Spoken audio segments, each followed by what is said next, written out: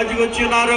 మరి సమయంలో దేవుని చేత బలముగా వాడబడుతున్నటువంటి దైవజనులను మనకి దేవ సందేశం అందించవలసిందిగా వారిని ప్రేమపూర్వకంగా ఆహ్వానిస్తున్నాం. గట్టిగా చప్పట్లు కొట్టి వారిని ఆహ్వానాన్ని తెలియపడతాం.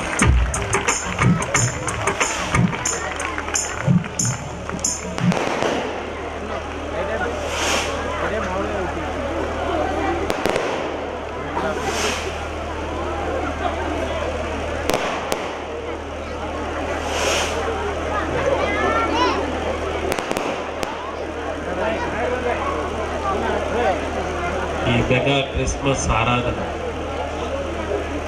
చాలా చక్కగా జరుగుతుంది. నేను వచ్చి దాదాపు గంటన్నర అవుతుంది. మంచిది. చాలామంది చిన్నపిల్లలు ఉన్నారు, పెద్దవాళ్ళు ఉన్నారు. చాలా త్వరగా ముగిస్తాను.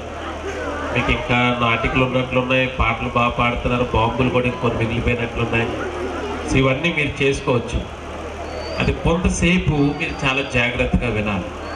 చిన్నపిల్లలు ఉన్నారు కాబట్టి నేను కొన్ని కథలు కూడా చెప్తాను, బాగుంటాయి. మీరు చేతులు కట్టుకొని దూరం నుండి ఉంటున్న యవనస్తులు కూడా ఇప్పుడేదో వాక్యం అనగానే పట్టేశాడు మైకు, ఇది అయిపోయిన తర్వాత ఇది గొంతు అయిపోయి మళ్ళీ వద్దాం అని అనుకో అవసరం లేదు. మీరు కూడా వినదగ్గ మాటలే చెప్తారు. మీకు ఎక్కడైనా మధ్యలో చిరాకు అనిపిస్తే వెళ్ళిపోవచ్చు. నాకు తెలిసి మీకు చిరాకు అనిపించింది, ఎందుకంటే మీకు అవసరమైన మాటలే నేను చెప్తాను. ముగ్గురు సర్దార్లు సింగపూర్ వెళ్ళారంట. సింగపూర్ అంటే ఒక పెద్ద దేశం. పెద్ద దేశం అంటే సైజులో కాదు, డబ్బులో బాగా సంపన్నులు ఉండే దేశం. 100 అంతస్తుల బిల్డింగ్లు ఉన్నాయంట. నేను వెళ్ళాను ఆ దేశం 2006లో. ఒక దగ్గరికి వెళ్తే అక్కడ అన్నీ కూడా ఆకాశం కంటే బిల్డింగ్లు కనబడుతున్నాయి. వాడు ఒక కథ చెప్పారు. అరే కథ అయినా వింట ఈడు ప్రసంగం చెప్తాను. మరి కథ ఏంటంటే మీకోసం చెప్తున్నాను కథ. ముగ్గురు సర్దార్లు మంచి స్నేహితులు అనమాట. ముగ్గురు కూడా 100 అంతస్తుల హోటల్లో దిగడానికి వెళ్ళారు. 100 అంతస్తులో రూమ్ ఉంది. 10 తర్వాత కానీ నైట్ వస్తే లిఫ్ట్ పనిచేయదు. లిఫ్ట్ అంటే ఇలా బటన్ కానీ పైకి తీసుకెళ్ళిపోద్ది అనమాట. మెట్లు ఎక్కువ 100 అంతస్తులు అంటే ఎక్కడెక్కుతారు? 3 అంతస్తులు ఎక్కలేకపోతున్నాం, మోకాలు నొప్పులు అరిగిపోతున్నాయి మోకాలు కదా. సరే 100 అంతస్తులో వాళ్ళు దిగారంట. 100 అంతస్తుకి వెళ్ళిన తర్వాత అంతా చూసారు, అందంగా ఉంది. ఊరంతా తిరిగి వచ్చి ఆ రోజు రాత్రి 10:30కి వచ్చారంట. అప్పుడు గుర్తొచ్చింది ఏమన్నాళ్ళకి, లిఫ్ట్ పనిచేయదు, 100 అంతస్తులు మెట్లు ఎక్కాలని. ముగ్గురు కాళ్ళు ఈడ్చుకొని మెట్లు ఎక్కుతున్నారంట. 50 అంతస్తుకి వచ్చినప్పటికల్లా ఒకడు అన్నాడంట, అరే నాకు ఒక విషయం గుర్తుకొచ్చింది అన్నాడంట. మిగతా ఇద్దరు అడిగారు, ఏం గుర్తొచ్చిందిరా? హలో ఏం గుర్తొచ్చింది మాకు చెప్పురా బాబు అన్నారు. వీడు అన్నాడు, అబ్బాయి చెప్పను, 100 అంతస్తుకి వెళ్ళిపోయిన తర్వాతే చెప్తాను అన్నాడంట. 100 అంతస్తుకి ఊరు బాబు ఊర్లేరు బాబు, ఇప్పటికే మెట్లు ఎక్కలేకపోతున్నాను, చాలా కష్టపడి 100 అంతస్తు వాళ్ళ రూమ్కి వచ్చాక ఒరే ఏదో గుర్తొచ్చింది అన్నావు కదా చెప్పురా బాబు అంటే అప్పుడు చెప్పాడంట, రూమ్ తాళాలు మర్చిపోయేవాడిని. అప్పుడు వాళ్ళు అన్నారంటే, ఒరే ఊరుకుడిలాగా ఉన్నావు, 50 అంతస్తుకి వచ్చినవాడు చెప్తే కింద తెచ్చుకుందాం కదా అని. లేదు లేదు ముగ్గురు కిందకి వెళ్ళిపోయి తెచ్చేసుకుందాం, గ్రౌండ్ ఫ్లోర్లో ఉంటాయి కదా రిసెప్షన్ దగ్గర అని ముగ్గురు కిందకి తీస్తుంటే మధ్యలో ఒకడు ఉన్నాడంట, ఇంకొకడు ఉన్నాడు కదా రెండోవాడు అన్నాడంట, అరే అరే నాకు ఒక విషయం గుర్తుకొచ్చింది అన్నాడంట. చెప్పరా బాబు ఇప్పుడు చెప్పను, కిందకి వెళ్ళిపోయిన తర్వాత గ్రౌండ్ ఫ్లోర్కి వెళ్ళిపోయాక చెప్తాను అన్నాడంట. గ్రౌండ్ ఫ్లోర్కి ఎలాగైతే కాళ్ళు ఇడ్చుకొని వచ్చారు. చెప్పరా బాబు ఏం గుర్తొచ్చిందంటే అప్పుడు చెప్పాడంట, తాళాలు నా జోబీలోనూ ఉన్నాయిరా అన్నాడంట. వీడికి ఇంకొకటే అయిపోయాడు. చాలా కోపం వచ్చింది. ఏం చేస్తాడు బాబు, తప్పగా మరలా ముగ్గురు కలిపి మళ్ళీ ప్రయాణం మొదలెట్టారు. ఎక్కడికి? 100 అంతస్తుకి. కాళ్ళు ఈడ్చుకొని మోకాలు చిప్పలు అరిగిపోతున్నాయి. అప్పటికే కష్టపడి 50 అంతస్తుకి వచ్చాక ఇంకోటి మిగిలిపోయాడు కదా. ఆడు అన్నాడంటే, నాకు ఒక విషయం గుర్తుకొచ్చింది అన్నాడంటే. వీళ్ళిద్దరు అన్నారు, నువ్వు మాకు చెప్పవు కదరా అంటే, చెప్పను, అందుకే మీ ఫ్రెండ్ అయ్యాను కదా, 100 అంతస్తుకి వెళ్ళాకే చెప్తాను అన్నాడు. సరే చాలా కష్టపడి 100 అంతస్తుకి వెళ్ళాక చచ్చిపోయేటట్లు ఉన్నారు, కింద పడిపోయి. నాయన ఒరే నీకేం గుర్తొచ్చింది చెప్పరా అంటే అప్పుడు చెప్పాడంటే, మనం ఎక్కాల్సిన బిల్డింగ్ ఇది కాదురా పక్కన అన్నాడు. అలాగా కథ అయిపోయింది. ఇలా కొన్నిసార్లు కొన్ని చోట్లకి వెళ్ళాక అనవసరంగా వచ్చారో బాబు ఇక్కడికి, అదైపోయి నేరపోయి వెళ్ళాం అక్కడికి అని అనుకుంటారు కదా. కొంతమంది సినిమాలకు వెళ్ళిపోతుంటారు అర్ధరాత్రి పని ఉన్నట్టు. అర్ధరాత్రి రాత్రి 12 గంటలకు 1 గంటలకు కాళ్ళు ఇడ్చుకుంటూ వస్తారు.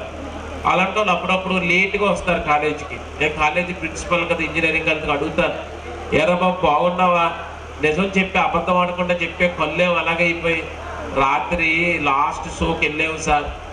ఆహా బాగుందా, ఏం బాగుంది సార్, అనవసరంగా వెళ్ళాము సార్, కొన్ని సినిమా ఏం బాగాలేదు సార్ ఆ సినిమా అంటారు.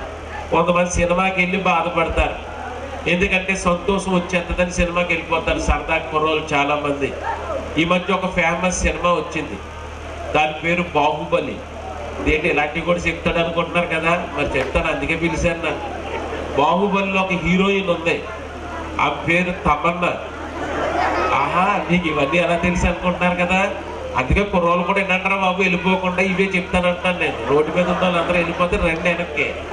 ఈ తమన్నా మొదట ఒక తెలుగు సినిమాలో వేసింది 2007లో, దీనికంటే సూపర్ హిట్ అయింది, ప్రతి ఒక్కటి నోటంట.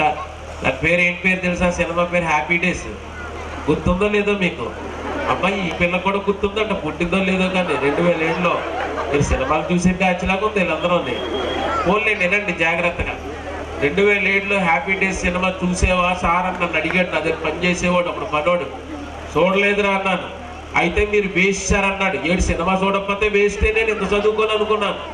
ఏరా ఎందుకన్నాను, సార్ 3 గంటల సేపు సార్ కాలేజీ రోజులన్నీ గుర్తొచ్చేస్తాయి సార్, మీకు ఎంత ఆనందం సార్ అన్నాడు. అదేట్రా 3 గంటల తర్వాత అన్నాను. తర్వాత మామూలే సార్ అంటున్నాడు. మరి అది ఎలాగవుతుందిరా? లేదు లేదు సార్ అది చూస్తే ఎంత బాగుంటుంది నేను అన్నాను. రే 3 గంటలు అడుక్కొని అద్దెకి తెచ్చుకోవాలి ఆనందం అంటే. భగవంతుడు మనిషిని చేసాక అనుక్షణం మనిషి ఆనందంగా బతకాలి, అది బతుకంటే. అంతే తప్ప 3 గంటల ఆనందం కొట్టి బయటకు వచ్చిన తర్వాత ఏడుపుతానంటే ఎలాగవుద్ది? ఏదో మాట్లాడాను. ఓ 10 రోజుల తర్వాత నేను పనిచేస్తున్న కాలేజీకి తమన్నా వచ్చింది, ఆ హీరోయిన్ వచ్చింది. హీరోయిన్ వస్తే ఇలా చాలా మంది పిల్లలందరితో మాట్లాడడానికి ఆ కాలేజ్ యాజమాన్యం ఒక మీటింగ్ పెట్టారు. నేను కూడా అమ్మాయికి చూద్దామని వెళ్ళాను. వీడు చెప్పాడు కదా మరి మా దగ్గర పనిచేసినోడు ఎలాగుంటుందో చూద్దాంలే అని వెళ్ళాను. నేను జీన్ ప్యాంట్ వేసుకొని బనీన్ వేసుకొని వచ్చింది ఆడు. సరే కింద నిలబడి చూస్తుంటే పైన ఉన్న మా డైరెక్టర్ అన్నాడు, స్టీఫెన్ నువ్వు కూడా పైకి స్టేజ్ మీదకి రా అన్నాడు, చాలా ఎత్తు అది బాల్కనీలో. సరేలే దగ్గరుండి చూద్దామని వెళ్ళాను. చాలా ప్రశ్నలు అడుగుతున్నారు పిల్లలు. ఏం ప్రశ్నలు అడుగుతారు, నీకు ఇష్టమైన కూర ఏంటి, రంగు ఏంటి, ఉప్పు ఏంటి, కారం ఏంటి అని అడిగేస్తున్నారు. ఇప్పుడు ఊరికి చెప్పేస్తుంది. ఆవిడకి తెలుగు రాదు సరిగ్గా, ఇప్పుడు బాగా మాట్లాడుతుంది. ఈ మధ్య ఎక్కడో చూశాను ఇంటర్వ్యూలో. అప్పుడు నా పక్కన నిలబడి ఉంది, కొంచెం ఖాళీ ఉంది. ఆవిడ తెలుగు సరిగ్గా మాట్లాడలేదు. అలా డబ్బింగ్లో తెలుగు నేర్చుకొని మాట్లాడేది ఆ రోజుల్లో. ఇప్పుడు కొంచెం ఎక్కువ సినిమాలు చేసిందేమో, వచ్చేసింది తెలుగు అంతా కూడా. అప్పుడు ఆమెతో నేను కొంచెం మాట్లాడాను. ఆమెను మామూలుగా అడిగాను, మంచి పేరు పెట్టారమ్మాయి, హ్యాపీ డేస్ అని పనికిమాల పేర్లన్నీ విన్నాను, ప్రేమ అంటే ఇదేనా అంటాడు ఒకడు, ఇది కాదురా నీకు కూడా అంటాడు. అలా పిచ్చి పిచ్చి పేర్లన్నీ విన్నాను, కానీ హ్యాపీ డేస్ అన్న పేరు చాలా బాగా పెట్టారు మీరు, ఏంటి అసలు కారణం ఏంటి అని అడిగాను. అప్పుడు అమ్మాయి చెప్పింది నాకు, కారణం ఏంటంటేనండి హ్యాపీ డేస్ అన్న సినిమాలు అంతా కాలేజ్ రోజులో చూపించాం, కుర్రాళ్ళందరూ వినండి. అంత మరి కాలేజ్ అంటే ఎలా ఉంటుంది, మీరు ప్రొఫెసరే కదా, టీచర్ గారు మీకు తెలుసు కదా, మరి అలాంటి జాలీ లైఫ్ చూపించాం అన్నది. నేను అన్నాను, మంచి పేరెట్టావు కానీ కరెక్ట్గా నువ్వు నా మొహం వైపు చూసి చెప్పాలి ఈ జవాబు అన్నాను. చెప్పండి అన్నది. అంటే ఆమెను అడిగాను నేను, హ్యాపీనెస్ అంటే ఏమని నువ్వు నిర్వచనం ఇస్తావో నిర్వచనం ఇయ్యి అన్నాను. కెన్ యూ డిఫైన్ హ్యాపీనెస్ ఇంగ్లీష్లో అడిగాను నేను అన్నది. ఆమె విచిత్రమైన జవాబు ఇచ్చింది. ఆమె హీరోయిన్ కదా, చాలా ఫేమస్. ఆమె ఏమన్నదో తెలుసా, బెస్ట్ గారండి నిజంగా చెప్తాను నేను, మీరు నిజం చెప్పమన్నారని. హ్యాపీనెస్ అన్నది సినిమాల్లో షికారుల్లో ఉండదండి, హ్యాపీనెస్ అన్నది రిలేషన్షిప్స్లో ఉంటుందండి, సంబంధాల్లో ఉంటుందండి అంది. ఆహా చిన్నమైన భలే అద్భుతమైన జవాబు ఇచ్చిందని అనుకొని నేను అడిగాను. సరే పోనీ హ్యాపీనెస్ అన్న సినిమా పేరు పెట్టారు కదా, నేను ఎప్పుడు సినిమాలు చూడలేదు, నా జీవితంలో ఎప్పుడు సినిమా హాల్ ఎలా ఉంటుందో కూడా చూడలేదు నేను. అవునా అంది. అవును, కానీ మీ సినిమా ఎందుకో చూడాలనిపిస్తుంది, మీ సినిమా చూశాననుకో, నువ్వు చెప్పిన హ్యాపీనెస్ గ్యారంటీ ఇస్తావా అంటే, మీ పిల్లల్ని అడగండి నాకేం తెలుసని స్టేజ్ దిగి ఇంటికి వెళ్ళిపోయింది. ఎందుకంటే ఆ ప్రశ్నకి ఆవిడ దగ్గర జవాబు లేదు.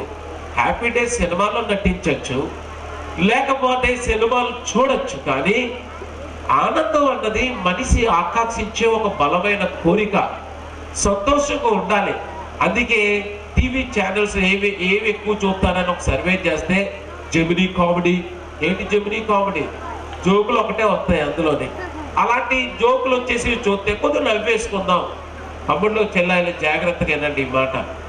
నవ్వు నోటి మీద ఉంటది, ఆనందం హృదయంలో ఉంటది. నవ్వు నోటిలో కనిపిస్తుంది, ఈయన ఎవడైనా నవ్వుతాడు, కానీ ఆనందం అన్నది లోపల ఉంటది. బయటికి నవ్వుతా కనబడేవాడల్లా ఆనందంగా ఉన్నట్లు కాదు. ఒకడికి సంతోషం లేక చాలా బాధతో డాక్టర్ గారి దగ్గరికి వెళ్ళాడంట.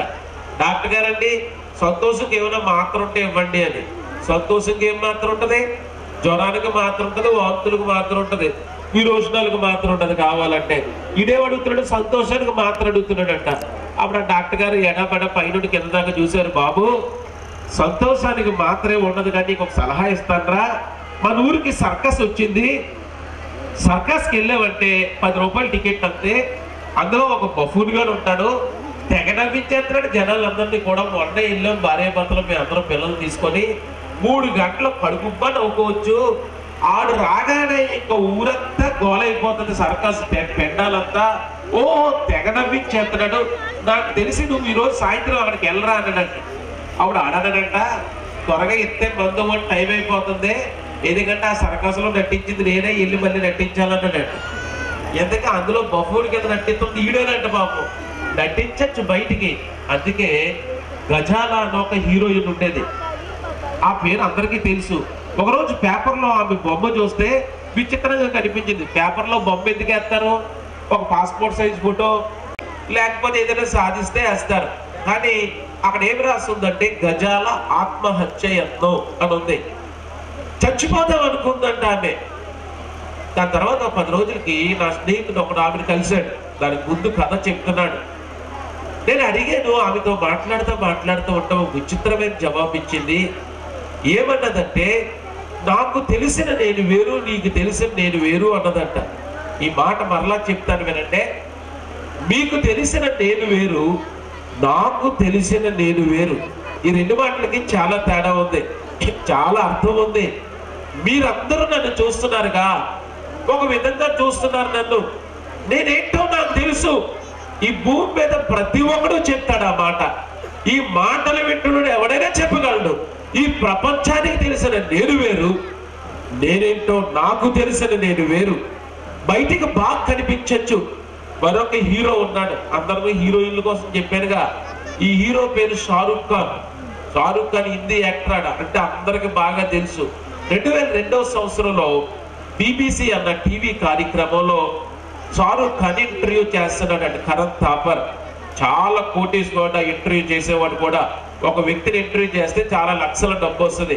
చాలా ప్రశ్నలు అడిగి ఆఖరి ప్రశ్న ఏమడిగాడో తెలుసా? షారూక్ ఖాన్ అంటే ఎవడు అని అడిగితే రకరకాల జవాబులు చెప్తారు మనుషులు.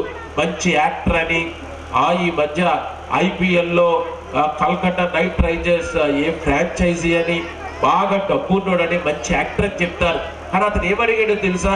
షారూక్ ఖాన్ అంటే ఎవడో నువ్వే చెప్పన్నాడు. Who is Shahrukh Khan? ఇలా కెమెరా దగ్గరికి వెళ్తే కళ్ళు నిండా నీరు, కళ్ళు మూసుకుంటే నీరు కారుతాయి. ఆ మధ్యలో ఏం చెప్పాడు తెలుసా? షారూక్ ఒంటరి వాడు అని చెప్పాడు. మళ్ళీ చెప్తున్నాను ఆ మాట.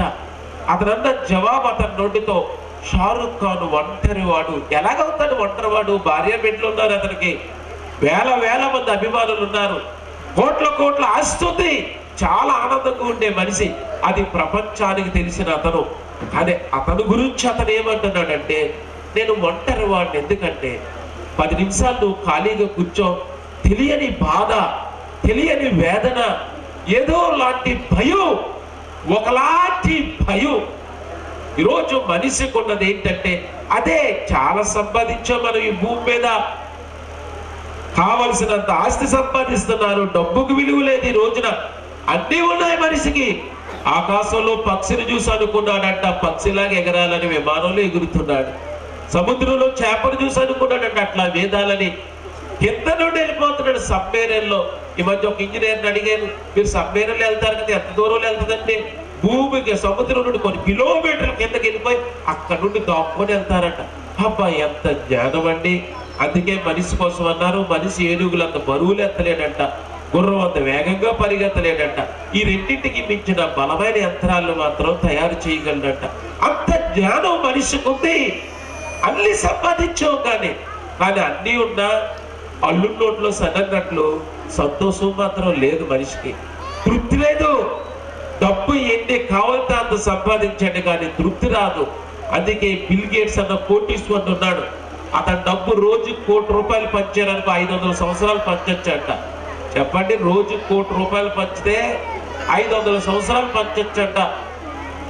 అతని డబ్బు అంతా ₹10 నోట్లలోకి మార్చేస్తే 6 అడుగులు పొడుగు 4 అడుగులు వెడల్పు చెప్పిన చంద్రమండలానికి, అంటే 3,84,000 కిలోమీటర్ల దూరంలో ఉన్నాడు చంద్రుడు.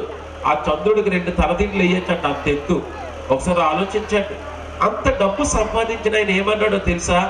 నాకు వద్దంటే వచ్చేది డబ్బు, కావాలంటే రాంది తృప్తి అన్నాడు. నాకు వద్దురా బాబు అంటే వస్తుందంట డబ్బు, కావాలంటే రాదంటే ఏంటి? తృప్తి. మనిషికి ఏమి లేదు, తృప్తి లేదు. మనిషికి ఏమి లేదు, ఆనందం సంతోషం లేదు. మనిషికి ఏమి లేదు, నెమ్మది లేదు, శాంతి లేదు. హాయిగా నిద్రపోరా బాబు అంటే నిద్ర పట్టట్లేదు చాలా మందికి. ఒకలాంటి భయం. స్నేహితులారా, ఈ మాటలు జాగ్రత్తగా వినండి. భయానికే నేనంటే భయం అన్నాడు ఒకడు. ఎవడో హిట్లర్ ఏమన్నాడు? భయానికి ఆడంటే భయం అంట. మెగాస్టార్ సినిమా తీసాడు కదా, అందులో అదే డైలాగ్ వేసాడని చెప్పాడు ఎవడో. భయానికే నేనంటే భయం అంట. కానీ 1945వ సంవత్సరం ఏప్రిల్ 35వ తేదీన శత్రువులు రష్యా వాళ్ళు వచ్చి పట్టుకుంటారని తన తుపాకీతో తానే కాల్చుకొని భయంతో చచ్చిపోయాడు. మనిషికి రకరకాల భయాలు ఉన్నాయి ఈ రోజున. పావంటే భయం, కొంతమందికి బొద్దింకలన్నా భయమే. అన్ని భయాలకి మించిన భయం ఏంటో తెలుసా? చావు అన్న భయం, మరణం అన్న భయం, చచ్చిపోతే ఏమైపోతానో అన్న భయం. అందుకే మన దేశస్తులు ఈ ప్రార్థన చేశారేంటి? అసతోమ సత్కమయ, తమసోమ జ్యోతిర్గమయ, మృత్యోర్మ అమృతంగమయ, ఓం శాంతి శాంతి శాంతి. నాకు శాంతి కావాలి, శాంతి కావాలి, శాంతి కావాలని ఆ ప్రార్థన ముగిస్తూ చివరి అంకంలో అంటున్నారు, మృత్యోర్మ అమృతంగమయ. మృత్యు భయము నన్ను వేధిస్తుంది, జీవం ఎక్కడ? మొదట పాడాడు, అసత్యములో ఉన్నాను, సత్యం ఎక్కడ? అంధకారంలో ఉన్నాను, వెలుగు ఎక్కడ? అంత అబద్ధమైన బతుకు, బయట కనిపించే బతుకు నాది కాదు. బయటికి నటిస్తున్నాను నా జీవితం. లోపల లేదు ఆనందం, లోపల లేదు తృప్తి. ఎందుకో మరణం అంటే భయం. అసలు మరణానికి కారణమేంటి? మరణం వల్లది భూలోకానికి ఎలాగొచ్చింది? మరణం అంటే మనిషి ఎందుకంత భయపడతాడు? చాలా మందికి రాత్రులు మరణం గురించి మాట్లాడితే భయం. చావంటే ఎందుకు భయం మనిషికి? బైబిల్ ఈ విధంగా చెప్తుంది, పాపం వల్ల వచ్చు జీతము మరణము. రోమ 6:23లో పాపము, మనిషి చేసిన పాపము మనిషి జీవితంలోనికి భయాన్ని తీసుకొని వచ్చిందండి. నీ లోపల భయానికి కారణం నువ్వు చేసిన పాపం, నువ్వు చేసిన తప్పులు నీ మీద నిందారోపణ చేస్తున్నాయి. 2004వ సంవత్సరం డిసెంబర్ 14వ తేదీ ఇలాంటి క్రిస్మస్ లో మాట్లాడడానికి వెళ్తున్నాను. 11 ఏళ్ల క్రితం జరిగిన సంఘటన. క్రిస్మస్ టైం అయిపోతుంది, సోఫాలో పేపర్ తెరిచి ఉంది, నా మనసు నా మాట వినదు అని రాస్తుంది. చదివాను, ఏంటబ్బా ఇది అని. అంకిత అనే హీరోయిన్ మారిషస్ అనే అందమైన ద్వీపానికి వెళ్ళింది షూటింగ్ కి. నేను ఈ మధ్య అక్కడ వరకు వెళ్ళాను. ఆఫ్రికా కింద ఉంటది ఒక అందమైన ద్వీపం, హెవెన్ ఆన్ ఎర్త్ అంటారు. భూమి మీద ఉన్న పరలోకం, పూల తోటలు, ఓ ఎంత చక్కని సముద్ర తీరాలు, చాలా అందంగా ఉంటది. అయితే అక్కడికి వెళ్ళిన ఆమె ఆ హోటల్లో స్లీపింగ్ టాబ్లెట్స్ మింగేసి చచ్చిపోదాం అనుకుంది. ఆ విలేకరు అడుగుతున్నాడు, 9వ పేజీలో రాస్తుంది, 2004వ సంవత్సరం డిసెంబర్ 14 ఈనాడు పత్రిక మీకు దొరికితే చదవండి, 9వ పేజీలో ఉండే ఇంటర్వ్యూ అది. ఆఖరి ప్రశ్న అడిగాడు, స్లీపింగ్ టాబ్లెట్స్ నీకు ఎక్కడివి, ఎక్కడి నుండి పట్టుకెళ్ళావు? భారతదేశం నుండి పట్టుకెళ్ళావా? ఆ దేశంలో కొనుక్కున్నావా? ఎక్కడవి నువ్వు చచ్చిపోవడానికి మింగేసిన స్లీపింగ్ టాబ్లెట్స్? ఆ మంది నాకు రాత్రులు నిద్ర పట్టదని భారతదేశంలో ఉండగానే డాక్టర్ గారి దగ్గరికి వెళ్ళాను, డాక్టర్ గారండి నేను హీరోయిన్లే, కోట్లు ఆస్తుంది, కానీ నాకు రాత్రులు నిద్ర పట్టట్లేదండి, నాకు ఏదైనా మందు ఇవ్వండి. చీటీ రాసి ఇచ్చారు, నిద్ర మాత్రల చీటీ. ఆ నిద్ర మాత్రలు తీసుకొని రోజుకి 2 మింగి పడుకుంటాను.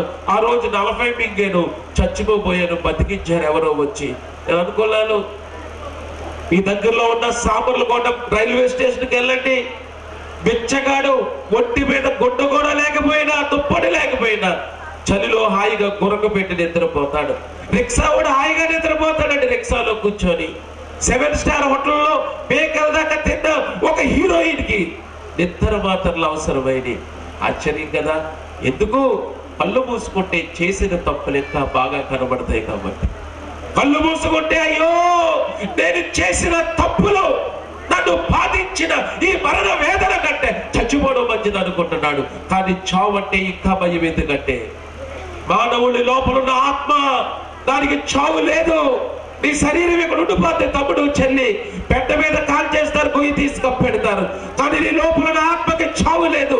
నిత్యత్వంలో అయితే మోక్షానికి వెళ్ళాలి, లేకపోతే నిత్య నరకానికి వెళ్ళాలి. అక్కడ అగ్ని ఆరదు, పురుగు చావదంటే నువ్వు కాలుతూనే ఉంటావు. కానీ చచ్చిపోవు. అమ్మాతికేనండి భయం మనిషికి. చచ్చిపోతే నరకానికి వెళ్ళిపోతానేమో అన్న భయం. స్నేహితులారా, ఈ మాటలు జాగ్రత్తగా వినండి. దేవుడు ఉండేది పరలోకంలో. ఆయన పరిశుద్ధుడు. దేవుడు అనేవాడినైనా పిలవాలంటే ఆయనలో పాపం ఉండకూడదు. ఆయన పుణ్యాత్ముడు, ఆయన పరిశుద్ధుడైన దేవుడు. అయితే ఈ పాపాత్ముడు ఆ పుణ్యాత్ముడు చేరుకోవడం సాధ్యమేనా? ఎలా చేరుకోగలడు ఈ పాపాత్ముడు? సాధ్యం కాదండి. అపవిత్రత పవిత్రత కలిపి ఉంటారు కవదు. నా ముందు చాలా మంది తల్లులు ఉన్నారు. ఏమన్నా ఒక ప్రశ్న అడుగుతాను, నాకు జవాబు చెప్పండి. మీ ఇంట్లో చాలా మంది చిన్న పిల్లలు ఉంటుంటారు. వీళ్ళంతా సూపర్గా తడిగొట్టేట్టు తుడుచుకొని మీ మంచానికి కొత్త బెడ్షీట్ దుప్పటేసో కొత్త దుప్పటి, మీ అబ్బాయి బాడ్లోని ప్యాడ్లోని దొర్లేసి మురుగుతో పరిగెత్తుకుని ఇంట్లోకి వచ్చేసి మంచం ఎక్కుతానంటే ఎక్కడిస్తావా? ఎక్కడవే మీ కొడుకైనా. ఎందుకు? అది పవిత్రంగా ఉంది. ఒక అపవిత్రమైన పాదాలు లోపలికి రావడానికి అవదు. కొడుకైనా సరే అలాగని ఇంట్లో పంపరే పెరట్లో పెట్టి తాను చేయించి శుద్ధి చేసి లోపలికి తెస్తావు కదా. స్నేహితులారా, మానవుడికి ఉన్న సమస్య పాపము. ఎన్నో ప్రయత్నాలు మానవుడు చేశాడు ఆ పుణ్యాత్ముడు చేరుకోవాలని. ఒక్కొక్క ప్రయత్నానికి ఒక్కొక్క మతం అని పేరు పెట్టాం మనం. ఒక ప్రయత్నం చేశారు ఒకరు, దాన్ని ఒక మతం అన్నాం. వేరో ప్రయత్నం చేసావు. మోక్షానికి చేరుకోవడానికి మానవుడు చేసిన ప్రయత్నాలే మతం అంటే. కానీ విఫలమైపోయింది. అందుకే దేవాది దేవుడు అనుకున్నాడు, ఏ పాపమైతే భయానికి కారణమో, ఏ పాపమైతే మరణానికి కారణమో ఆ పాపానికి ప్రాయశ్చిత్తం చేయాలని ఆ దేవాది దేవుడే సంకల్పించాడు. అందుకే ఆ కథ ప్రారంభమవుతుంది. నిజ సంఘటన. కన్య మరియ ఉన్నది అక్కడ. ఆమెకి వివాహం కాలేదు, ప్రదానం చేయబడింది. యూదా సంస్కృతిలో మొదట ప్రదానం చేయబడుతుంది. దాదాపు సంవత్సరం కాలం ఉంచుతారంట అట్లా ఖాళీగా. పురుషుడి లోపు ఒక గృహాన్ని కడతాడని చెప్తారు. వీళ్ళిద్దరూ కలుసుకోవడానికి వీలు లేదు. ఎవరి పవిత్రతను వాళ్ళు కాపాడుకోవాలి. ఆ విధంగా పవిత్ర కన్య తన వివాహం గురించి కనిపెడుతూ ఉండగా గాబ్రియేలు దేవదూత అక్కడికి వచ్చాడు. వచ్చి చెప్పిన మొదటి మాట, ఓ శుభవచనం నీకు చెప్పబోతున్నాను. ఓ ఏంటి శుభం అని ఆలోచించుకుంటుండగా మొట్టమొదటి మాట, రక్షకుడు జన్మ గురుడి ఇంకా ప్రకటించక ముందే చెప్పిన మొదటి మాట, మరియా భయపడకము. ఎందుకంటే మానవుడుకున్న సమస్య భయము. మరో ప్రక్క యోసేపు భయపడిపోతున్నాడు. అయ్యో నా భార్య గర్భవతి అయిందంట, ఎలాగ ఇప్పుడు ఏం చెయ్యాలి? ఈ లోపు దేవుడి దూత మరలా వచ్చాడు. యోసేపు నీ భార్యను చేర్చుకోవడానికి భయపడద్దు, మరలా భయపడద్దు అంటున్నాడు. రక్షకుడు జన్మించగానే గొర్రెల కాపర్లు గొర్రెలు కాసుకుంటున్నారు. ఈ లోపు ప్రకాశమైన వెలుగు వచ్చింది. మరలా దేవుని దూత చెప్తూ ఉన్నాడు, ఓ భయపడకండి, మరలా భయపడద్దు అంటున్నాడు. 3 సంఘటనలు దేవదూత ప్రత్యక్షమైంది. క్రిస్మస్ సీన్ లో ఉన్న ఆ 3 వ్యక్తులకు దేవుని దూత కనబడగానే చెప్పిన మొదటి వ్యక్తి భయపడద్దు. ఎందుకంటే మానవుడు దగదగ భయపడుతున్నాడు. ఎంత సంపాదిస్తే అంత భయం పెరుగుతుంది. ఎందుకంటే ఆ భయానికి కారణం పాపము. అందుకే మత్తయి సువార్త 1:21 యోసేపు దేవుని దూత చెప్తూ ఉన్నాడు, ఆమె ఒక కుమారుని కనును, తన ప్రజలను వారి పాపము నుండి ఆయనే రక్షించును, కనుక ఆయనకు యేసు అని పేరు పెట్టెదవు. యేసు అనగా రక్షకుడు అని అర్థం. రక్షకుడు పాపముల నుండి విమోచించడానికి, నీ భయానికి కారణమైన పాపం. ఆ గొర్రెల కాపరుల అమాయకులు గొర్రెలు కాసుకుంటే ఆ దేవుని దూత అంటున్నాడు, ఇదిగో ప్రజలందరికీ కలుగుపోవు మహా సంతోషకరమైన శుభవార్త. ఈ ఊరిలో ఉన్న క్రైస్తవులకు శుభవార్త లేదు, ప్రపంచంలో ఫలానా జాతి వారికి శుభవార్త లేదు, ప్రజలందరికీ కలుగుపోవు శుభవార్త, మహా సంతోషకరమైన శుభవార్త. ఎందుకంటే ఏ పాపమైతే మానవుని జీవితంలో సంతోషము, శాంతి, సమాధానము, తృప్తి లేకుండా చేసిందో ఆ పాపానికి ప్రాయశ్చిత్తం చేయడానికి ఆ దేవాది దేవుడే సంకల్పించాడు. మానవుడు జన్మతః పాపి, మానవుడు కర్మతః పాపి. పాప నుండి విమోచించడానికి ఆ విమోచకుడు, ఆ ప్రజాపతి లోక కళ్యాణార్థమై ఈ లోకానికి జన్మించినప్పుడు ఆయన కన్యకి జన్మించాడండి. ఈ ప్రపంచంలో, ఈ భూమిలో, ఈ భూమి మీద చరిత్రలో ఎన్నడూ ఎప్పుడూ కూడా ఒక కన్యకకు ఒక బిడ్డ జన్మించడం అనేది సంభవించలేదు. మరి అప్పుడు ఎలా జరిగిందంటావేమో. అదే ప్రశ్న మరియమ్మ అడిగింది లోకాసువార్త 1వ అధ్యాయంలో, నేను పురుషుని ఎరుగున దాన్నే, ఇది ఎలా సాధ్యం? అప్పుడు ఆ దేవుని దూత దేవుని పక్షాన్ని నిలబడి అంటున్నాడు, సర్వోన్నతుని శక్తి నేను కమ్ముకొనును, పరిశుద్ధాత్మ నీ మీదకి వచ్చును, కాబట్టి పుట్టబోవు శిశువు పరిశుద్ధుడే, దేవుని కుమారుడు అనబడతాడు. నీకు ఊపిరిచ్చింది దేవుడు. నీ గుండె నీవు బిడ్డముగా ఏర్పడిన 21వ రోజు నుండి కొట్టుకోవడం మొదలవుతుందని శాస్త్రం చెబుతుంది. నిమిషానికి సుమారు 72 సార్లు కొట్టుకుంటుంది నీ గుండె. రోజుకి సుమారు 1,00,000 సార్లు కొట్టుకుంటుంది నీ గుండె. ఇప్పటికే అది కొట్టుకుంటుంది కాబట్టి ఈ మాటలు వింటున్నా. నీకు ఊపిరిచ్చింది దేవుడు. శాస్త్రం, సైన్స్ చెప్పగలదు ఊపిరి ఎలాగొచ్చిందో? చెప్పలేదు. బైబిల్ చెప్పింది మనిషికి ఊపిరి ఎలాగొచ్చిందో. ఆదికాండం 2వ అధ్యాయం 7వ వచనంలో దేవుడని యెహోవా నేల బట్టి నుండి నరుడు నిర్మించి వారి నాసికారంధ్రములో జీవవాయువును వదగా నరుడు జీవాత్మాయను. దేవుడిని లోపల పెట్టిన ఊపిరి నీ ప్రాణం. దేవుడే ప్రాణం ఇచ్చేవాడైతే ఆ ప్రాణాన్ని ఆయన ఎలాగానే ఇవ్వగలడు. అందుకే సర్వోన్నతుని శక్తి కన్య మరియను కమ్ముకుంది. పురుషుని ప్రమేయం లేకుండా జన్మతః పాపరహితులుగా జన్మించాడు యేసు ప్రభు. మానవుడు జన్మతః పాపండి. ఎవరో చిన్నపిల్లలు ఎవడో అల్లరి చేయమని చెప్పలేదు, చెడ్డ పనులు చేయమని మనం నేర్పలేదు, వారికి వచ్చినాయి. నా కూతురు ఉంది, 4 సంవత్సరాల వయసు. ఇప్పుడు 2.5 ఏళ్ళకే స్కూల్కి వెళ్ళేది. స్కూల్కి వెళ్ళిపోయి ఒక రోజు వచ్చింది, బ్యాగ్ చదువుతుంది నా భార్య. ఒక వాటర్ బాటిల్ ఉంది, అది తద్ద కాదు, ఎవరిదో. ఇలా తీసంది, ఏమండి ఇది ఎవరిదో వాటర్ బాటిల్, పాపం తెలియక తెచ్చిందండి అంది. లోపల నుండి పరిగెత్తుకొని వచ్చంది, తెలియక తెలిసే నచ్చి తెచ్చేసానంది. ఎవరు చెప్పే దానికి అందమైన వాటర్ బాటిల్ ఉంటే ఎత్తుకొచ్చేయమ్మా అని మేము ట్రైనింగ్ ఇచ్చావా కంపెనీ అడదామని.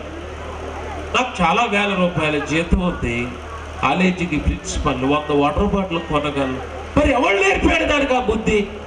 ఆ ఆశ ఎక్కడి నుండి వచ్చింది? మానవుడు జన్మతః పాపి. అందుకే పాప విమోచకుడు, ఆ ప్రజాపతి, ఈ లోక కళ్యాణార్థమే ఉద్భవించే ఆ రక్షకుడు కన్యకి జన్మించాలి. యేసు ప్రభు కన్యకి జన్మించాడు. యజుర్వేదంలో చెప్తా ఉంటారు ఆ ప్రజాపతిని గురించి ఎలాగ ఆరాధించారో. ఓం శ్రీ కన్యా సుతాయ నమః. ఆయన కన్యకి ఉద్భవిస్తాడు, కన్యకి జన్మిస్తాడు. ఆయన స్నేహితులారా, యేసు ప్రభు కన్యకి జన్మించాడు కాబట్టి ఆయన జన్మలో పాపం లేదు. రెండవది, ఆయన క్రియల్లో పాపం లేదు. ఆయన ఒక్కడే ఈ సవాలు విసరగలిగాడు ఈ భూమి మీద, నాలో పాపం ఉందని మీలో ఎవడైనా నిరూపించగలడా? 2000 సంవత్సరాలు దాటిపోయిందండి. యేసు క్రీస్తులో పాపం ఉందని ఎవ్వడు నిరూపించలేకపోయాడు. ఆయన జన్మలో కానీ, ఆయన క్రియల్లో కానీ, ఆయన మాటల్లో, తలపుల్లో, చేష్టల్లో ఏ కోణ చూసినా ఆయనలో ఎలాంటి పాపము లేదు. పాపరహితుడైన సనాతన ఈశాన్య భారతదేశ సంస్కృతిని పాశ్చాత్య దేశాల్లో మాట్లాడిన మొదటి వ్యక్తి స్వామి వివేకానంద. చికాగోలో ఆ మహాసభలో మాట్లాడి వేదిక దిగెళ్ళిపోతే వార్తాపత్రిక విలేకరులు వచ్చి అడిగారంట, అయ్యా యేసు ప్రభు గురించి నువ్వేదైనా ఒక మాట చెప్పంటే స్వామి వివేకానంద గారు అన్న మాట ఏంటో తెలుసా? ఈ భూమి మీద పాపము లేని వ్యక్తి అంటూ ఎవడైనా జీవించాడంటే ఆయన ఒక్క యేసు ప్రభు అని చెప్పాడు. ఆయన ఒక్క యేసు ప్రభు అని చెప్పాడు. గట్టిగా చెప్పట్లు కొట్టి దేవుడి స్తోత్రాలు చెప్తాం. ఈ మాటకి ఎందుకు చప్పట్లు కొట్టాలంటే ఈ భూమి మీద పాపము లేనివాడు ఎవడో జీవించలేదు ఎప్పుడు కూడా. అందుకే జ్ఞానదీపం అన్న పుస్తకాన్ని ఆయన రాశాడు. 453వ పేజీలో అంటాడు, యేసు క్రీస్తుని అంగీకరించాలంటే ఆయన దేవుడిగా తప్ప వేరే విధంగా అంగీకరించలేనొచ్చున్నాడు ఆయన.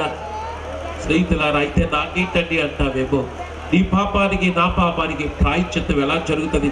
హెబ్రీ పత్రిక 9:21 బైబిల్ చెప్తుంది, పాపం పోవాలంటే రక్తం చిందించబడాలని సామాన్యంగా చెప్పవచ్చు. ఈ లోకంలో లేదా ఈ దేశంలో ఎంతో పవిత్రంగా భావించే వేదాల్లో రాయబడిన ఒక సత్యము, సర్వపాప పరిహారం రక్త ప్రోక్షణ ఆవశ్యకం, తదరక్తం పరమాత్ముని పుణ్యదాన బలియాగం. పాపం పోవాలంటే రక్తం చిందించబడాలి. ఆ రక్తం ఒక పుణ్యాత్ముడు దానంగా ఇవ్వాలి. పాపం పోవాలంటే రక్తం చిందించబడాలని మనకు తెలుసు కాబట్టి కొన్ని పండుగల్లో బలులు ఇస్తాం, కానీ ఆ బలులు సరిపోవే. మన పాపానికి ప్రాయశ్చిత్తం జరగాలంటే ఒక పుణ్యాత్ముడు, పరమ పవిత్రుడైన ఆ ప్రజాపతి, ఆ దేవుడే భూలోకానికి వచ్చి తన రక్తాన్ని దానంగా ఇవ్వాలి. ఎవరిచ్చారండి ఆ విధంగా? యేసు క్రీస్తు ప్రభు ఇచ్చాడు. ఆయన ఇష్టపడ్డాడు, ఆయన కోరుకున్నాడు. ఆయన అన్నాడు, నా ప్రాణం పెట్టడానికి నాకు అధికారం ఉంది, తిరిగి తీసుకోవడానికి అధికారం ఉంది. ఎవడు ఆయన బలవంతంగా చెప్పలేడు. అందుకే ఆయనకి ఎలాంటి తీర్పు తీర్చారు. ఈయనే తప్పు చేయలేదు, కానీ ఈయన సిలువ వేసి చెప్పండి. 3 సార్లు తీర్పు తీర్చారు. ఒక లాయర్ గారిని అడిగాను, కొంతమంది లాయర్ల సభ జరిగితే, ఎప్పుడైనా ఇలాంటి తీర్పు మీరు తీర్చారా మీ చట్టంలో, మీ చరిత్రలో? ఈ ముద్ద ఏ తప్పు చేయలేదు, ఉరి తీసి చెప్పేయండి. అయ్యయ్యో, అలాంటి తీర్పు ఎలా తీరుస్తావు? తప్పు చేయలేదంటే శిక్ష ఎలాగేస్తారండి? యేసు ప్రభుకు తీర్చారు ఆ తీర్పు.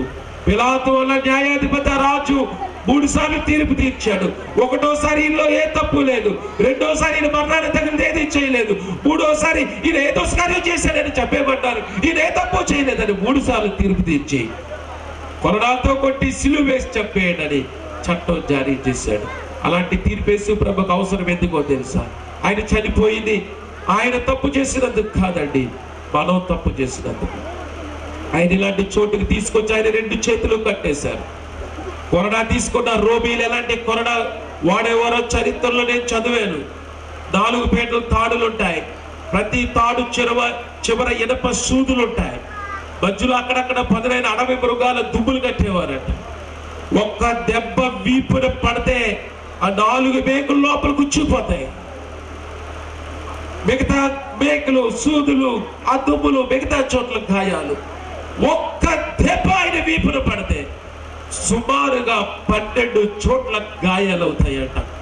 ఒక్క దెబ్బ 12 గాయాలు. అలాంటి దెబ్బలు 39 కొడుతుంటే, అయ్యో దేవుడు అని మేము ఎవరు గురుడని ఆలోచిస్తే ఈ దేశంలో బంగారు కుర్చీలో కూర్చుండే వాళ్ళని చూసేవండి, ఆశీర్వాదాలు ఇచ్చే వాళ్ళని చూసేవండి. నువ్వేంటి యేసు ప్రభువా? నువ్వు దేవుడు అయ్యుండి, దేవుని కుమారుడు అయ్యుండి ఎలాగయ్యా అలా చనిపోతున్నావు అంటే ఆయన నోటంటే వచ్చేది ఒకే మాట, నేను నిన్ను ప్రేమిస్తున్నాను. నేను నీకు బదులు చనిపోకపోతే నీవు నిత్యత్వంలోకి రాలేవు. పాపం వల్ల వచ్చి జీతం మరణమైతే దేవుని కృపావరం యేసు క్రీస్తు వల్ల నిత్య జీవము. యేసు క్రీస్తు పాపల కొరకే ప్రాయశ్చిత్తార్థ బలిగా ఆయన సిలువలో చనిపోవడానికి ఇష్టపడ్డాడు. నీవు నేను తలపుల ద్వారా చేసిన పాపానికి ప్రాయశ్చిత్తంగా ఆయన తలకు భయంకరమైన ముళ్ళు గుచ్చబడ్డానికి ఇష్టపడ్డాడు. మన కాళ్ళతో చేతులతో చేసిన పాపానికి ప్రాయశ్చిత్తంగా ఆయన చేతులకి మేకలకు కాళ్ళకు మేకలు కొట్టడానికి కొట్టించుకోవడానికి ఇష్టపడ్డాడు. ఆయన పక్కలో పల్లెము నిలువెల్ల గాయాలే, రక్తము కారుతుంది. ఆయన కోరుకున్నాడండి అట్లా చనిపోవడానికి. ఆయన ఇష్టపడ్డాడు నీకు బదులు చనిపోవడానికి. ఆయన శిలువ మీద నరకాన్ని అనుభవించడానికి కోరుకున్నాడు, నీవు నరకాన్ని నుండి తప్పించబడాలని. స్నేహితులారా, ఈ ప్రేమ నువ్వు అంగీకరిస్తావా? దేవుల్లో 2 లక్షణాలు ఉండాలండి. దేవుడు అనేది కోట్ల మంది నేను అనొచ్చు. నేను ప్రిన్సిపల్ అని చెప్పుకొని నాకు PhD లేదనుకోండి, నేను ప్రిన్సిపల్ అవ్వను, అర్హుడు కాదు. దేవుడు అని నేను ఎవరినైనా పిలవాలంటే నాకు 2 లక్షణాలు కనిపించాలి.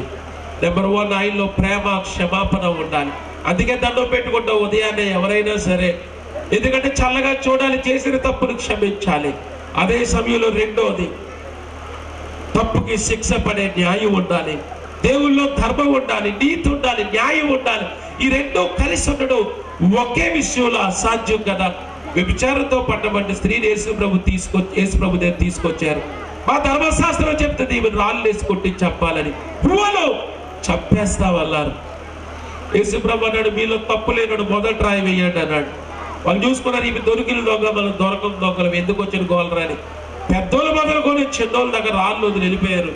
జాగ్రత్తగా వినండి స్నేహితులారా, దేవుని ప్రతినిధిగా పరమ పరిశుద్ధుడైన దేవుడు ఒక పక్కన యేసు క్రీస్తుగా, మనందరి పాపాత్మల ప్రతినిధిగా పాపాత్మురాలైన స్త్రీ ఆమెను చూసి యేసు ప్రభు అన్నాడు, అమ్మా నేను ఎవరూ కొట్టలేదు. తమ్ముడు విని మాట, తప్పు చేయకపోతే ఎవరికైనా ఇష్టం, తప్పు చేస్తే అమ్మకు కూడా ఇష్టం ఉండదు. నా కడుపు చెడబుట్టేవరా అంటది మీ అమ్మ కూడా.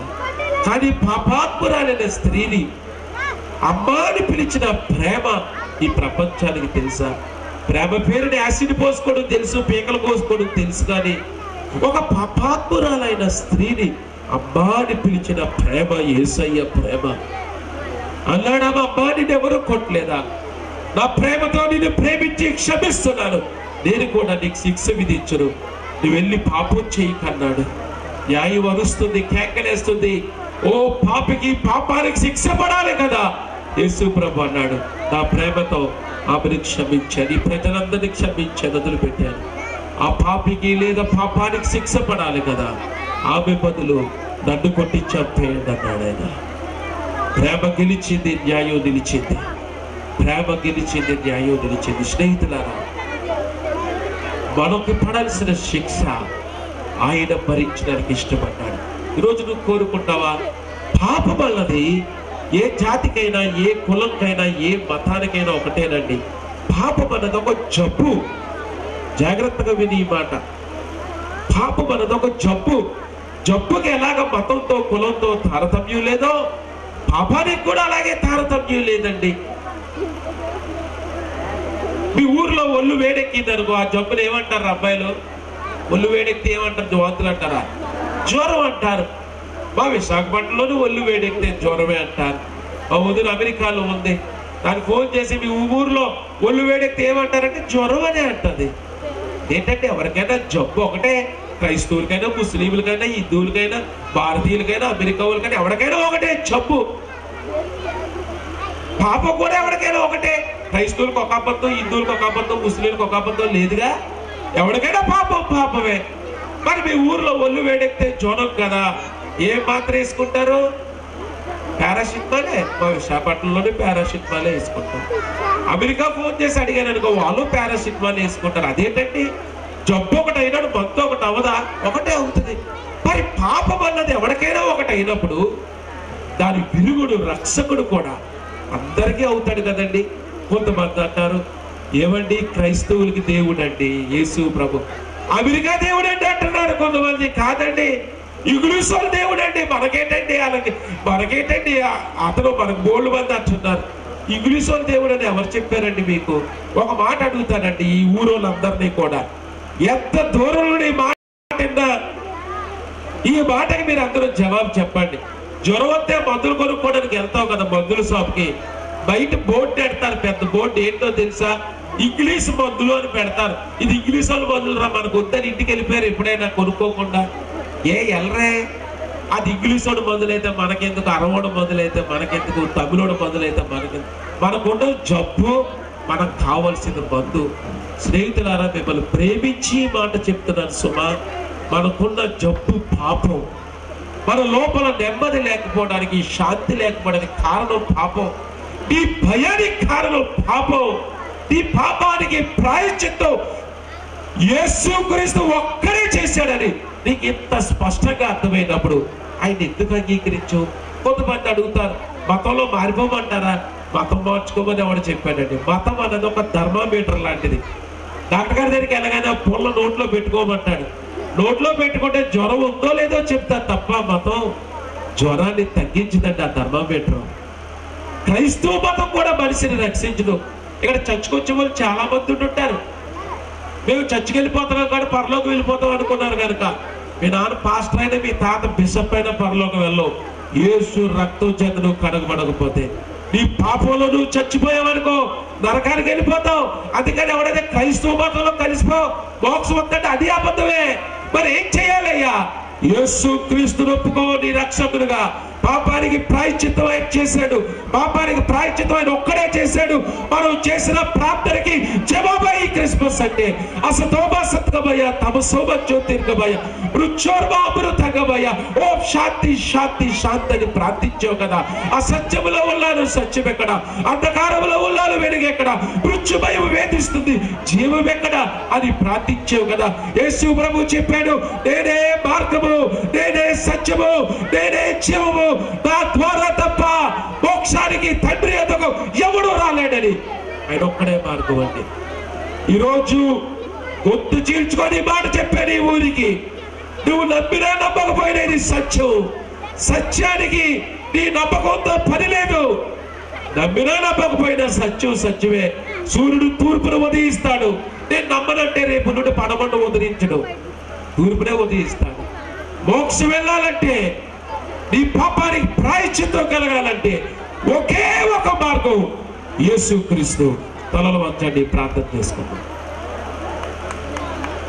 ఎవరి ఇంట్లో చూడద్దు, ఒక్క నిమిషం తలలు వంచండి. నేను దిగిపోయినట్టు చెప్పండి కొడుతులే. తలలు వచ్చి కళ్ళు మూసుకోండి. తమ్ముడు రోడ్డు మీద విందా, ఎక్కడి నుండి ఈ మాటలు విందా? ఒకసారి నేను చెప్పిన దాంట్లో సత్యం ఉందో లేదో ఆలోచించు. చాలా మంది సినిమా వాళ్ళ గురించి చెప్పారు కదా, వాళ్ళకు ఉన్న సంతోషం ఏమండి? చచ్చిపోతున్నారు వాళ్ళు, కావాలని చచ్చిపోతున్నారు. అరే ఇంత విలువైన జీవితం భగవంతుడు మనకిచ్చాడే, అనుక్షణం ఆనందించాలి జీవితం అంటే. నేను ఆనందించగలుగుతున్నాను, నీకు కావాలా? నేను పొందుకున్న సంతోషం నువ్వు కూడా పొందుకోవాలని నా కోరిక. అందుకే ఈ మాటలు ఊరూరా తిరిగి చెప్తాను. అయ్యా, యేసు ప్రభు పాపుల రక్షకుడు, పాపిని ప్రేమించేవాడు. నువ్వు తాగుబోతువైనా, తిరుగుబోతువైనా, వ్యభిచారివైనా, నరహంతకుడువైన యేసు ప్రభు నిన్ను ప్రేమిస్తున్నాడు. నిన్ను నిన్నుగా ప్రేమిస్తున్నాడు. నువ్వు చెడ్డోడువైనా నిన్ను ప్రేమిస్తున్నాడు. రా. దుష్ట శిక్షణ శిష్ట రక్షణ అనలేదు ఆయన. దుష్టుని శిక్షించాలి, మంచోళ్ళని కాపాడాలంటే ఒక్కడు మిగలడు. ఎందుకంటే నీతిమంతుడు లేడు, ఒక్కడు లేడు. అందరూ దేవుడే అనుగ్రహించి మహిమను పొందలేకపోతున్నారు. అందుకే దేవుడే తన మహిమను విడిచిపెట్టి వచ్చాడు ఈ లోకానికి క్రిస్మస్ పర్వదినాన. ఈ క్రిస్మస్ నీ గురిండే. నువ్వు ఆశపడుతున్నావా యేసు ప్రభు కావాలని? ఇక్కడ ఉన్న వాళ్ళు ఎవరైనా సరే, ఈ ప్రేమ కావాలి, నా పాపానికి క్షమాపణ కావాలి, యేసు ప్రభు ఇచ్చే రక్షణ కావాలి, మోక్షం కావాలి. అవునండి, నాకు నెమ్మది కావాలని, ఆనందం కావాలని వాళ్ళు ఎవరైనా ఉంటే మీ గుడి చేయి పైకి చూపించాడు. మీ గురించి ప్రార్థన చేస్తాను. థ్యాంక్ యూ తమ్ముడు. ఇట్లాంటి చూసే తీకండి, పొలవమండి ఎత్తే మనల్ని. మామూలుగా మీకు అర్థమైతే చెయ్యొద్దు, పైకి ఎత్తి ఉంచండి, చేతి పైకి ఎత్తి ఉంచండి. ఎవరికి నిజంగా యేసు ప్రభు ఇచ్చే రక్షణ కావాలి, నెమ్మది కావాలి. రోడ్డు మీద ఉన్న పర్లేదు, చెయ్యొద్దు పైకి పర్లేదు, నేను నిన్ను చూడకపోయినా పర్లేదు, దేవుడు చూస్తాను, నిన్ను నీకు రక్షణ ఇస్తాడయ్యా. ఆనందంగా బతికయ్యా బతికినంత కాలం, సంతోషంగా బతికయ్యా బతికినంత రోజులోని. మతము కులం అనుకొని ఎందుకయ్యా ఈ బాధలు?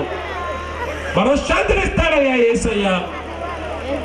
యేసు ప్రభుని అంగీకరించి చెప్పు, ప్రభువా నేను ఒక పాపిని ఒప్పుకుంటున్నాను, నా పాపానికి ప్రాయశ్చిత్తార్థ బలిగా నువ్వు సిలువలో నిన్ను అర్పించుకున్నావు, నువ్వు చనిపోయి సమాధి చేయబడి తిరిగి లేచావు 3వ దినాన.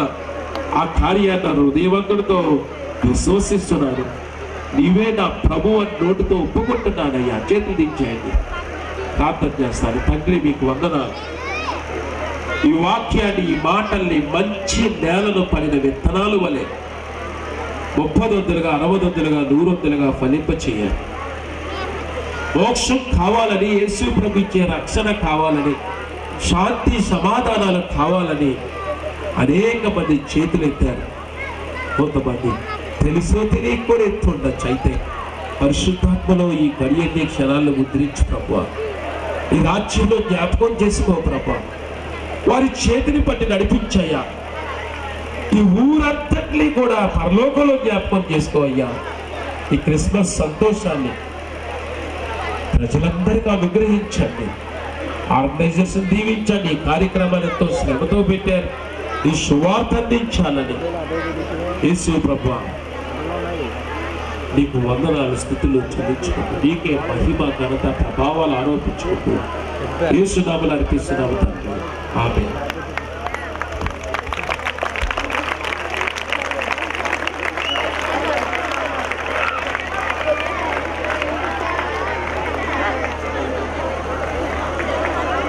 దేవునికి స్తోత్రం. హల్లెలూయా. రెండు చేతుల పైకి దేవునికి స్తోత్రం చెల్లిద్దాం. హల్లెలూయా. ఇంతవరకు చక్కని దైవ సందేశాన్ని, ప్రస్తుత జీవితాలకి సంబంధించినటువంటి దైవ సందేశాన్ని ఆధ్యాత్మికమైనగా మరి బలం పొందుకోవడానికి, మన జీవితాలని సరి చేసుకోవడానికి, మన జీవితాన్ని ప్రభు కొరకు సమర్పించుకోవడానికి దేవుని యొక్క ఆత్మచేత ప్రేరేపించబడి చక్కటి దైవ సందేశము మనము విని ఉన్నాం. దైవ సందేశం అందించినటువంటి దైవజనులు ప్రొఫెసర్ ఎం జేమ్స్ స్టీఫెన్ గారికి సభ తరపున ప్రత్యేకమైనటువంటి వందనాలని తెలియపరుస్తున్నాను. గట్టిగా మరొకసారిగా చప్పట్లు కొట్టి దేవుని నామాన్ని కనపరుద్దాం. ఈ రాత్రికాల సమయంలో దేవుడు మరి మనకి మంచి వర్తమానాన్ని అందించినటువంటి విధానమును బట్టి ఈ సమయంలో ఒక చిన్న కార్యక్రమాన్ని సంఘ పక్షముగా చేయాలని ఆశపడతా ఉన్నాం. మరి ప్రతి సంవత్సరం కూడా క్రిస్మస్ ఆరాధనకు వచ్చేటువంటి దైవజనులను మరి సంఘపక్షంగా చిరు సత్కారము చేయాలని మేము ఆశపడతా ఉన్నాం. మరి ఈ సమయంలో మన ఆహ్వానాన్ని మన్నించి మరి ఈ కార్యక్రమానికి వచ్చినటువంటి